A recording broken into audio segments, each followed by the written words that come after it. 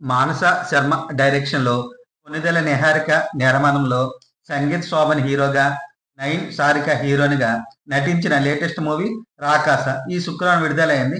ఎలా ఉందో ఒకసారి చూద్దాం. కథ విషయానికొస్తే అమెరికా నుండి తన లవర్ కోసం వచ్చిన హీరో ఈరబాబు వచ్చిన రోజే తన లవర్‌కి పెళ్లయిపోతుంది. మరోపక్క హీరోయిన్ సుబ్బులక్ష్మి హీరోకి ప్రేమిస్తుంది. ఆ ఊర్లో పూర్వం రాకాస భవనంలోకి పంపి మనుషులకు బలిచ్చే ఆచారం ఉంటుంది. మళ్ళీ కొన్ని కారణాల వల్ల రాకాస భవనంలోకి మనుషులకి బలి ఇవ్వడానికి ఆ ఊరి పెద్దలు సిద్ధమవుతారు. మిత్రుడిని కాపాడే ప్రయత్నంలో హీరో రాకాస భవనంలోకి వెళ్ళవలసి వస్తది. రాకాస భవనం నుండి హీరో ఎలా బయటకొచ్చాడు? నిజంగా రాకాస భవనంలో రాక్షసుడు ఉన్నాడా లేదా? అనేది ఈ సినిమా కథ.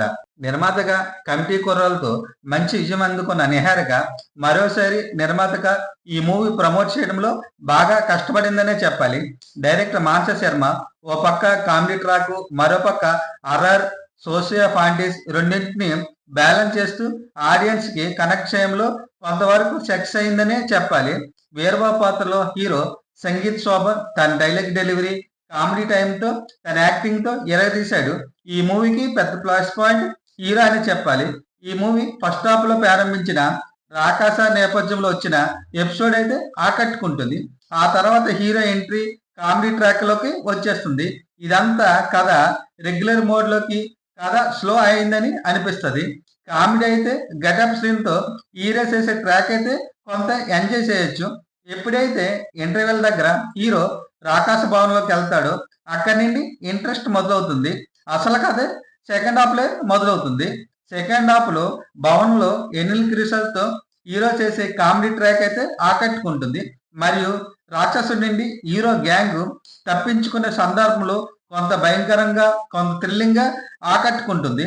క్లైమాక్స్ లో పిల్లడి ఎపిసోడ్ తో ఎమోషనల్ గా చూపించడంలో ట్రై చేశారు కానీ పెద్దగా ఆకట్టుకోలేకపోయింది. ఓవరాల్ గా అయితే ఫస్ట్ హాఫ్ కన్నా సెకండ్ హాఫ్ బాగుంటుంది. సుబ్బులక్ష పాత్రలో హీరోయిన్ నయీం సారిక తన నటనతో పర్వాలేదు అనిపించింది. గెటప్ శ్రీను, వెనిల్ కిషోర్ తన కామెడీ టైంతో ఆకట్టుకున్నారు.